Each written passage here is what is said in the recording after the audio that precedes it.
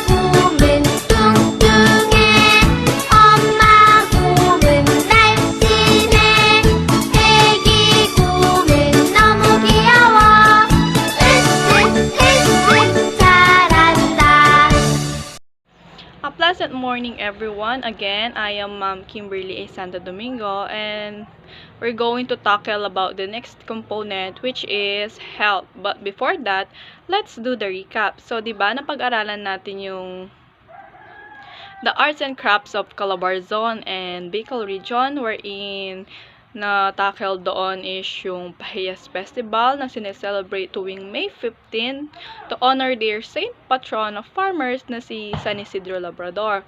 Also, napag-aralan din natin yung Balisong.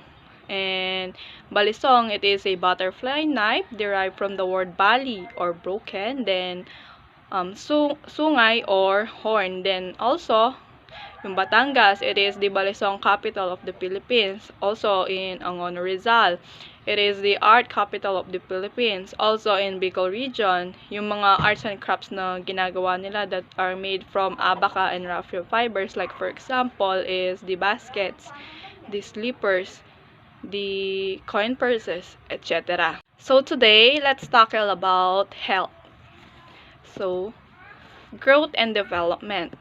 For the objectives, at the end of the lesson, the students are expected to first explain the dimensions of holistic physical, mental, or intellectual, emotional, social, moral, spiritual, and environmental. B. Analyze the interplay among the health dimensions in developing holistic health. And C. Practice healthy habits to achieve holistic health.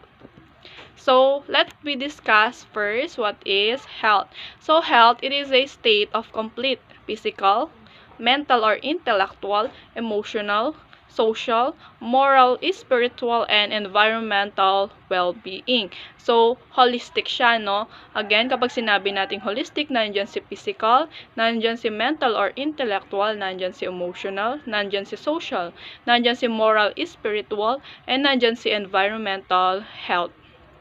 And not merely the absence of disease or infirmity. So, kailan ba natin nasasabi na healthy tayo? For me, nasasabi natin na healthy tayo kapag kumakain tayo ng mga nutritious foods, kapag nag-exercise tayo almost 3 times a week, then kapag natutulog tayo na maaga, nagigising tayo na maaga. Like for example, natulog ako ng 8, kinabukasan magigising ako ng 6. Another day, 8 again, then 6. Parang pattern na siya, continuous na siya. Matutulog ka ng 8, magigising ka ng 6 kahit hindi ka mag-alarm. Then also, masasabi ko ring healthy ang isang tao kapag madalang lang siya magkasakit. And for example, nagkasakit man siya ngayon, gagaling din siya agad.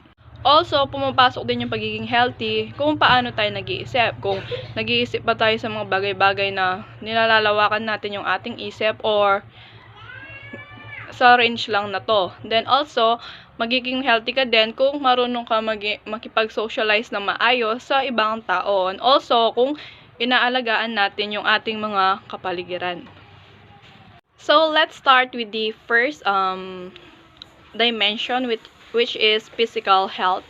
It says here, physical health, it is a state of well-being when all internal and external body parts, so internal sa loob and external sa labas, organs, tissues, and cells can function properly as they are supposed to function. So, here in physical health, pumapasok dyan yung mga pag-exercise or kaya naman paggawa ng mga physical activities. Like, for example, pagbabike, pwede yon. Pagwawalis ng bakuran, paglilinis ng mga plato, pagpo-push-ups, pagbabasketball, pagbavolleyball, pag-run, pag-jog, pag-walk, etc. Also, here in physical health, dito pumapasok yung mga kinakain natin sa araw-araw. Like, for example, kumakain ka ng mga gulay, ng mga fruits, ng mga healthy foods. Also, pumapasok din dito yung pagtulog natin. Kung ilang oras ba tayo natutulog. Like, for example, natutulog ka ng 8 to 10 hours. Kinukomplete mo yung 8 to 10 hours per day. So, next is mental health. It says here, a mentally healthy person is open to new ideas and experiences that can improve life, family, and environment. So, dito sa mental health, you as a student, gusto nyo na laging nakakapag-learn ng mga new things wherein gusto nyo continuous yung mga learnings na yon na pwedeng makapag-improve ng inyong mga skills. Also, here sa mental health, yun nga, masasabing healthy ka kapag open ka sa mga new ideas and experiences na pwede makapag-improve sa hindi lang sa iyong buhay, sa buhay ng inyong mga pamilya, and pati na rin sa environment. Also, dito sa mental health, kapag nag-iisip ka, parang nilalawakan mo yung isip mo sa mga bagay-bagay. Hindi ka agad nagagalit. Parang gumagana talaga yung utak mo na nakakatulong sa pag-solve ng mga bagay-bagay. Also, here in mental health, like for example, kayo, marami na kayong ginagawa, tambak na kayo sa mga activities, 'di ba? So, papasok dyan si stress. So, bilang isang mentally healthy person, ikaw, iniisip mo kung paano sila uumpisahan lahat. Parang magkakaroon ka dito ng time management. Like, for example, sa oras na to, gagawin ko yung ginagawa sa AP. Sa oras na to, dito yung science. Sa oras na to, dito yung English. Sa oras na to, dito ako gagawa ng assignment sa MAPE, like that. So, next is social health, number 3. It says here, it refers to how well you get along with other people, how other people react, and how you interact with social institutions. So, dito sa social health, dito pumapasok kung paano tayo nakikipaghalubilo sa ibang tao. Kung paano tayo makipag-interact sa ibang tao. Kung galit ba yung ibang tao sa'yo, or marami kang friends sa school, like that. Also, here sa social health, pumapasok dito yung good communication skills, wherein kapag sinasabing meron good communication skills, marunong ka makipag-interact, makipag-communicate sa ibang tao. And also, pumapasok din dito yung, for example, man nakita kang lola na nahihirapan, meron siyang dinadalang cart. So, you as an individual, which is socially healthy person, tutulungan mo niyan si lola na i-push yung cart niya kasi nahihirapan siya. So, meron kang empathy sa ibang tao. Kaya naman, meron kang nakita, binubuli nila yung person with disability. So, ikaw dyan, tutulungan mo siya and babawalan mo yung mga nambubuli sa kanya. Also, masasabi na din na socially healthy person ka kapag marunong kang mag-adapt sa mga different social institutions. Like, for example, nasa school ka. So, paano ka makikipaghalubilo doon? Sa mga students, sa mga kaklase nyo, paano kayo nakakipaghalubilo? Sa mga teachers, kung paano dapat makipaghalubilo sa principals. Kaya naman sa barangay, sa mga nanay doon, sa mga tita nyo, paano kayo makipaghalubilo. Then, sa barangay captain, sa mga barangay tanods, paano kayo makikipaghalubilo. So, next is emotional health. So, here in emotional health, it says here, expressing your happiness, love, joy, and hope, as well as your sadness, anger, stress, and fear in helpful, productive ways. So, dito sa emotional health, pumapasok dito yung pagkagusto natin or pagka-love natin sa ating mga sarili. Wherein, although nakakagawa tayo ng mga mistakes or yung mga pagkakamali sa ating buhay, ine-embrace natin yung mga mistakes na yon and sinisikap nating matuto sa mga mistakes na yon para sa susunod ginagamit natin yung mga mistakes na to para mag-improve, and also sa pagkatuto sa mga mistakes na yon sa susunod nun, hindi na natin sila gagawin. Also, here sa emotional health, pumapasok dito kung paano tayo mag-cope sa mga new situations na nangyayari or paano tayo mag-adjust sa mga new situations na to na nangyayari sa ating buhay and kapaligiran. Like for example, sa COVID, 'di ba?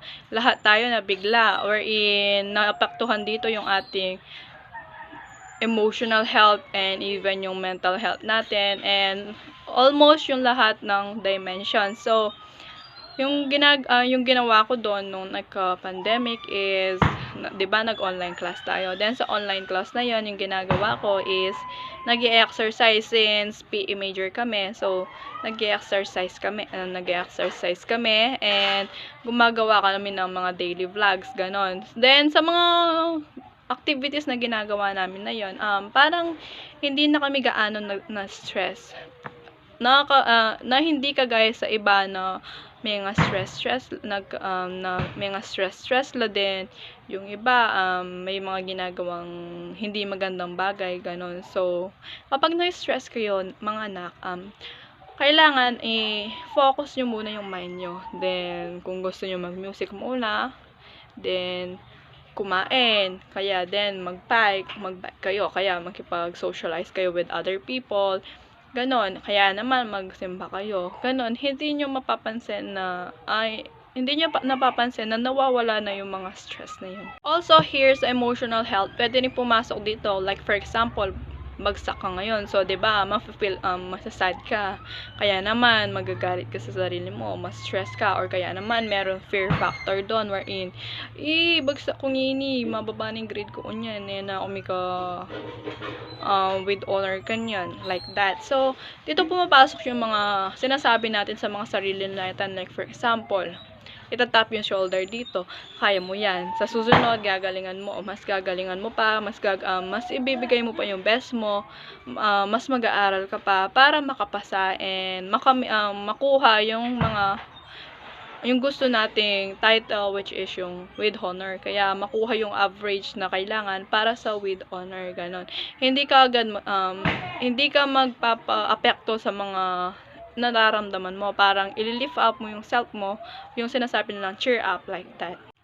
So next is moral spiritual health. It says here it refers to your religion, principles, personal beliefs, values, and faith. So here in moral spiritual health, dito na pumapasok yung iba't ibang religion natin. Like for example, may Catholic. So nagsisimba ka ba every Sunday? Or kaya naman per baryo, kung anong date yung naka-schedule doon. Then also, kapag nagsisimba ka, nakikinig ka ba na maayos kay among, or nagsimba ka lang doon para masabi na nagsimba ka. Then sa INC, also sa born again Christian, etc. Also here in moral spiritual health, pumapasok dito yung pagka-love natin sa nature, wherein kapag may nakikita ka bang mga halaman na malapit na mamatay, gagawa ka ba ng paraan para mabuhay sila? Or kaya naman sa mga birds, sa mga animals na nagkakasakit na nakikita mo, tinutulungan mo ba sila? And also here in moral spiritual health, pwede dito pumasok yung pag-yoga, wherein kapag na-stress ka na, magganyan ka lang, take a deep breath, then i-calm mo lang yung mind mo, then mag-yoga ka. Like for example, ganito. Alam niyo ba yung yoga, ganon? Or kaya naman, gagawa ka pa ng mga ibang positions ng yoga. Pupunta ka sa calm place and dun ka mag-yoga para ma-refreshen yung mind mo and magpatuloy sa buhay after that. Also, here in moral spiritual health pala, pumapasok dito yung purpose natin sa life, yung purpose natin sa mundo. Kung ano yung purpose ng life natin. Kaya sana, yung life na binigay sa atin, wag nating sayangin or wag nating gamitin sa mga masasamang mga gawain. Sana matuto tayo maging mabuti, mapagmahal sa ating kapwa, sa kapaligiran, and etc. So, let's now proceed sa number 6, which is all about the environmental physical health. It says here, it means the understanding of the effect to ourselves of the air, the water, and the land that surrounds us. So, dito na pumapasok yung lahat ng mga ginagawa natin sa ating kapaligiran. For example, sa school, nakita mong marumi yung classroom ninyo. So, nagwalis ka ba? Lininis nyo ba yung classroom ninyo? Nakita nyo magulo yung mga chairs ninyo. Whether sabog-sabog sila or kaya naman nakapa-circle sila sa loob ng classroom bago uwian. So, ano dapat yung gagawin nyo? 'Di ba? Magwawalis muna kayo, then a-arrange nyo ulit yung mga chairs sa mga tamang pwesto nila.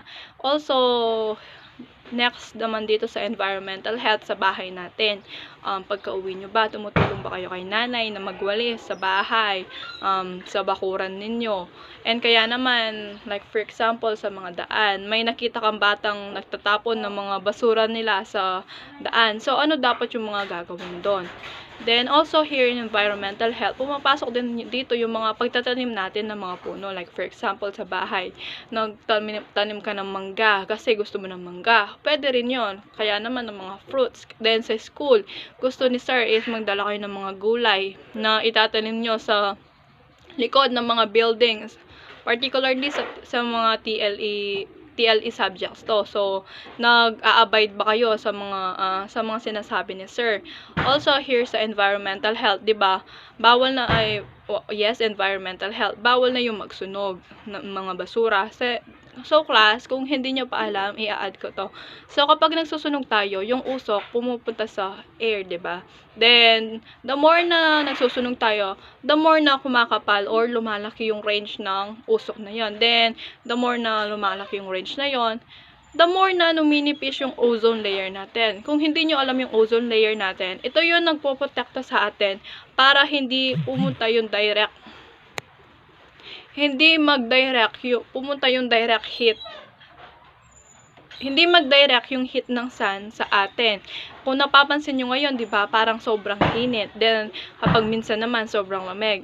Dito na pumapasok yung climate change. Also, here, kung hindi nyo alam, yung ozone layer natin, parang nakrack na siya. Nakrack na siya ng maliit. So, kung titignan nyo, kailangan wag na tayo magsusunog ng mga basura. Yung pwede naman natin gamitin yung mga nabubulok na basura, gawin natin silang fertilizer. Kaya naman mag-compost pit kayo. Then yung mga hindi nabubulok, like for example, yung mga pwedeng recycle, pwede nyo naman ipunin sila. Paghiwa-hiwalayin po natin yung mga basura natin. Like for example, dito yung nabubulok, dito yung hindi nabubulok, and dito naman yung mga pwedeng recycle. So, to end this discussion, I want to say this. Overall, good health and wellness are interdependent on 6 dimensions. Again, ano nga ulit yung 6 dimensions na to? First, physical health. Sa physical health, dito pumapasok yung pagiging physically fit natin. Also, yung mga pagkain natin, mga nutritious foods. Pwede din dito yung pag-inom natin ng 8 to 10 glass of water every day, and 8 to 10 hours sleep every day. Next is mental health, number 2. So, sa mental health, dito pumapasok kung gaano ba tayo kalawak mag-isip sa mga bagay-bagay. Also, here sa mental health, dito pumapasok yung parang gusto natin laging matuto. Gusto natin matuto tayo ng mga bagay-bagay almost every day. Next is social health. Then again, a socially healthy person is marunong tayo makipag-socialize sa iba't ibang tao. Marunong tayo mayroon tayong good communication, and meron tayong mga empathy sa ating kapwa. Wherein, like for example, kapag may binubully, binabawal natin yung mga nagbubully, and itinuturo natin kung ano nga ba yung magandang asal na pwede nilang gawin. Instead na ibully yung batang yon, kailangan tulungan na lang siya paano siya mag-improve, and para sa susunod, hindi na siya mabully. So, next is the emotional health. Pumapasok dito kung paano ba natin i-handle yung mga kanya-kanya nating emotions. Kung agad ba tayo nagagalit, agad ba tayo nalulungkot, agad ba tayo natatakot. So, dito sa emotional health, pumapasok dito yung kapag nakagawa tayo ng mga mali, pinofocus natin yung mind natin. na pumunta sa good side, wherein kapag pumunta siya sa good side, iniisip natin, next time, hindi na ganito. Next time, mag-i-improve ako. Matututo ako sa mali ngayon para next time, hindi ko na gagawin to and mag-improve ang aking sarili. Then, number 5 is yung moral spiritual health. Dito na pumapasok yung mga kanya-kanya nating religion, kung nagsisimba pa tayo. And kapag nagsisimba, nakikinig ba tayo na maayos sa ating mga sa pare, sa pastor, and sa anong tawag sa hindi ko alam yung tawag sa INC doon, sa INC, etc. Also, here in moral spiritual health, ginagampanan ba natin na maayos yung mga tungkulin natin sa ating buhay, and yung purpose ba natin sa life is, nasasabi nyo bang maganda, nagagampanan nyo na maayos yung purpose natin dito sa ating mundo. Next, number 5 is environmental health. So, dito pumapasok na yung naglilinis ba tayo sa ating mga kapaligiran, sa bahay man yan, sa school, sa buong kapaligiran. Then, hindi na pa tayo nagsusunog ng ating mga basura. Sinesegregate na ba natin yung mga ating basura? Nabubulok, hindi nabubulok, and pwede pang i-recycle. And also, hindi na pa tayo nagtatapon ng mga basura sa ating ilog. And binabawalan na ba natin yung mga taong nakikita natin gumagawa ng mga hindi maganda sa ating kapaligiran, etc. And that's the end of our discussion. Thank you for listening. Again, I am Ma'am Kimberly, and after you watch this video, mga anak, kailangan gawin nyo yung mga activities na ipinapagawa ni Ma'am Kim. O, yun lang. Thank you. Keep safe.